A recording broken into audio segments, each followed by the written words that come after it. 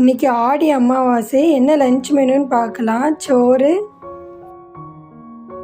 கத்திரிக்காய், கேரட், அவரைக்காய், முருங்கைக்காய் போட்டு சாம்பார், தக்காளி ரசம், பூசணிக்காய் கடலை பருப்பு போட்டு கூட்டு, உருளைக்கிழங்கு பொரியல், மொச்சை பயிறு கூட்டு,